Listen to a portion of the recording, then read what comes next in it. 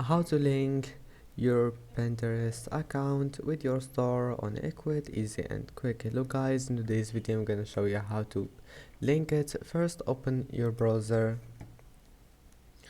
Now once you're here, click settings and then scroll down until you find this one, Pinterest. Now just type here your Pinterest, wait, and now type here your username and then click save. I hope that can help you, and that's it for today's video. If you like this video, please don't forget to like and don't forget to subscribe, and thank you for watching this video until the end, and see you in the next video.